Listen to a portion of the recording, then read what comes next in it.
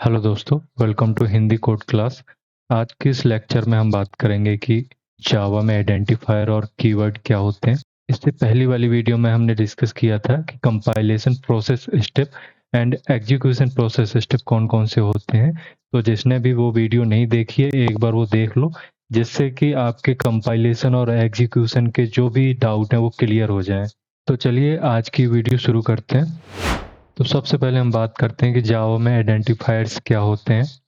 तो जावा में जब भी कोई वेरिएबल, क्लास, मेथड या ऑब्जेक्ट डिफाइन करते हैं तो उसे एक नाम देना होता है। यही नाम जावा में आइडेंटिफायर कहलाता है। जैसे अगर मैं लिखूं इंट मार्क्स इक्वल टू 90 और string name equal to Rohit, तो इन एग्जाम्पल में मार्क्स और नेम दोनों ही आइडेंटिफायर्स हैं। सेम चीज इस एग्जांपल से समझते हैं कि यहाँ पे मैंने जो कोड लिख रखा है उसमें इंट नम इक्वल टू 20 और name equal to Hindi code class है। तो यहाँ पे नम और नेम दोनों ही आइडेंटिफायर हैं। अब आइडेंटिफायर बनाते समय जावा कुछ नियम फॉलो करता है, जिसमें सबसे पहला रूल है आइडेंटिफायर हमेशा लेटर, नंबर, डॉलर या अंडरस्कोर इन्हीं से ही बन सकता है। बट यहाँ पे एक चीज ध्यान रखना है आपको कि कभी भी आइडेंटिफायर को नंबर से स्टार्ट नहीं करना है। जैसे अगर आप कोई भी नाम इस तरीके से स्टार्ट करते हो, अगर आप इस तरीके से कोई नेम स्टार्ट करते हो, कोई नेम लिखते हो वेरिएबल का, क्लास का या ऑब्जेक्ट का, किसी का भी, तो वो वैलिड होगा। बट अगर आप कोई नाम इस तरीके से लिखते हो जिसमें कि नंबर पहले आ रहा है, यहाँ पे @ पहले आ रहा है, तो ये इनवैलिड होगा। ऐसे नाम आपको नहीं लिखने हैं। सेकेंड है जावा लैंग्वेज केस सेंसिटिव है। इसका मतलब इसमें अगर आप हेलो इस तरीके से लिखते हो और इस तरीके से अगर कोई नाम लिखते हो तो दोनों अलग अलग नाम माने जाएंगे। नेक्स्ट है जावा रिजर्व वर्ड को आइडेंटिफायर के रूप में यूज नहीं कर सकते हैं। जैसे अगर आप किसी का नाम इंट देना चाहो तो आप ये नाम नहीं दे सकते हो, क्योंकि ये ऑलरेडी कीवर्ड है। नेक्स्ट है आइडेंटिफायर में हम स्पेस यूज नहीं कर सकते। मतलब अगर मैं चाहूँ कि मैं किसी वेरिएबल, क्लास या ऑब्जेक्ट का नाम इस तरीके से दे दूं जिसमें बीच में स्पेस है, तो इस तरीके से हम नाम नहीं दे सकते। आइडेंटिफायर्स को केवल वैलिड होना काफी नहीं होता, आइडेंटिफायर्स को मीनिंगफुल और रीडेबल भी होना चाहिए। जैसे आप किसी वेरिएबल का नाम, अगर आपको कोई वेरिएबल लिखना है तो आप a=20 इस तरीके से लिखने की बजाय आप लिखिए a num=20, तो ये ज़्यादा रीडेबल है। अगर हमें किसी स्टूडेंट के मार्क्स लिखने हैं तो उसके लिए हम लिख सकते हैं int marks = 30, तो ये ज़्यादा रीडेबल है। अगर आप ये लिख दोगे int a= या b= कुछ भी 30-40, तो इसमें समझ में नहीं आएगा कि आपने आइडेंटिफायर किस चीज़ के लिए बनाया हुआ है, इधर कौन सी वैल्यू स्टोर कर रहे हो। ठीक, तो ये चीज़ भी आपको ध्यान रखनी है। इससे कोड पढ़ने और समझने में आसानी होती है।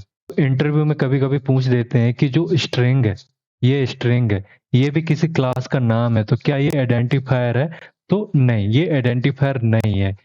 जावा में आइडेंटिफायर वो होते हैं जिसे आप प्रोग्रामर के रूप में नाम देते हो, जैसे वेरिएबल, मेथड, क्लास, ऑब्जेक्ट, इनका जब आप नाम देते हो खुद से तो वो होते हैं आइडेंटिफायर। स्ट्रिंग तो पहले से ही एक क्लास बना दी गई है, तो ये आपने डिफाइन नहीं की है। जो चीज आप डिफाइन करोगे वो होगा आइडेंटिफायर। अब बात करते हैं कि जावा में कीवर्ड्स क्या होते हैं। तो जावा कीवर्ड्स वो प्रीडिफाइंड वर्ड होते हैं जिसका इस्तेमाल जावा में सिंटैक्स और स्ट्रक्चर को डिफाइन करने के लिए किया जाता है।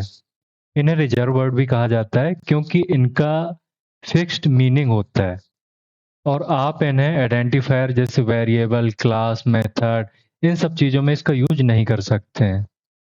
जावा में टोटल 51 कीवर्ड्स हैं, जिनको मैंने यहाँ पे कैटेगरी के हिसाब से लिस्ट डाउन कर रखा है। तो एक एक करके समझते हैं।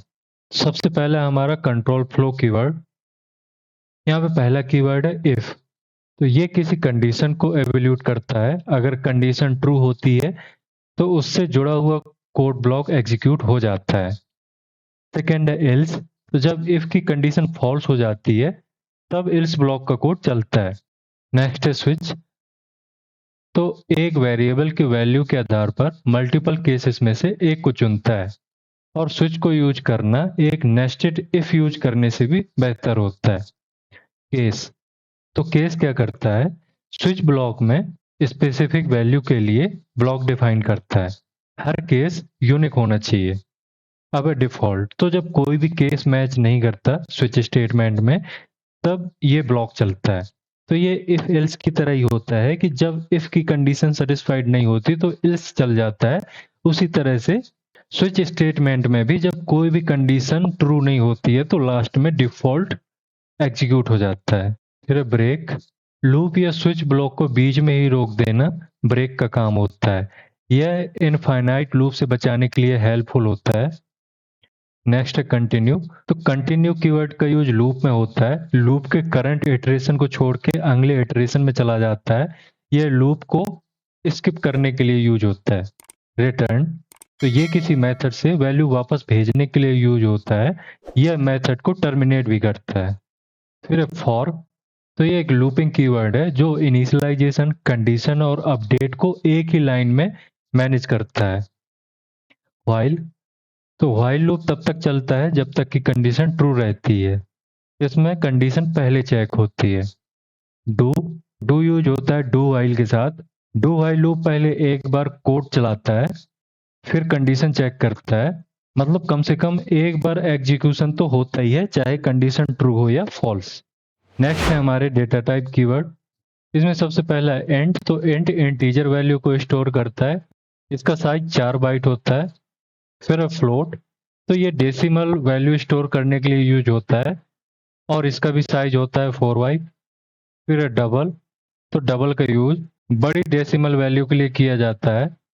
ये 8 बाइट का होता है और ये फ्लोट से ज़्यादा ही एक्यूरेट होता है। फिर है कैर।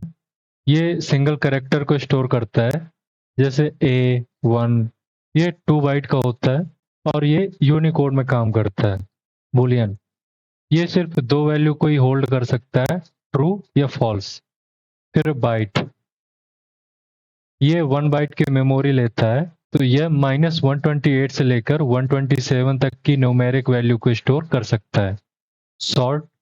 ये 2 बाइट का इंटीजर डेटा टाइप है जो -32768 से लेके 32767 तक की वैल्यू को स्टोर कर सकता है। लॉन्ग। ये 8 बाइट का इंटीजर टाइप होता है।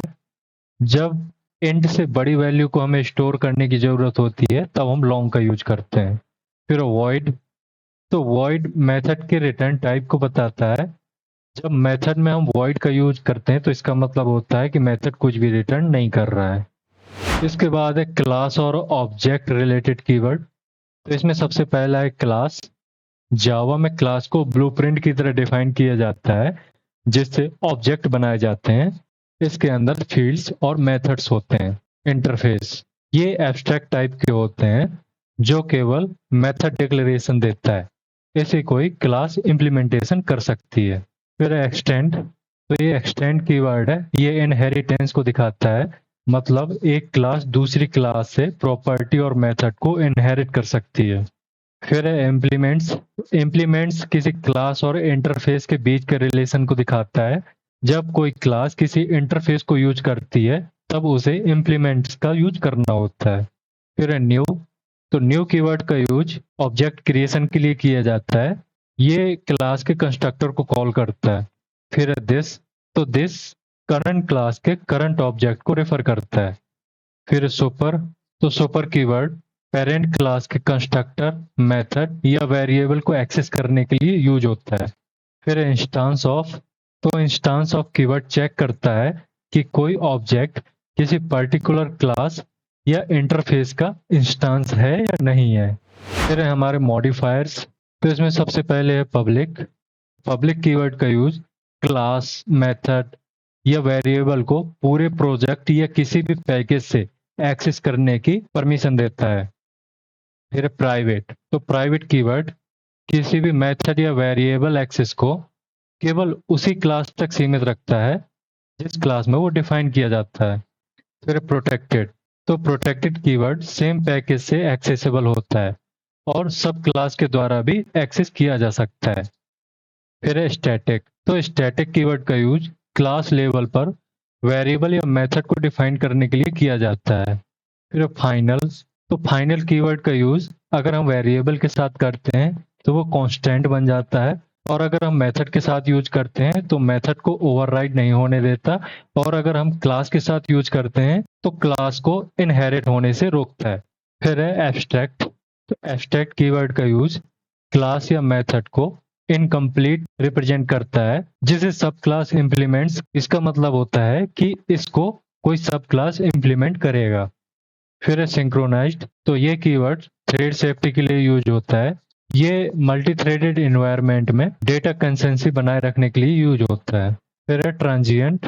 तो ट्रांजिएंट कीवर्ड का यूज सीरियलाइजेशन के टाइम पे किसी वेरिएबल को इग्नोर करने के लिए यूज होता है।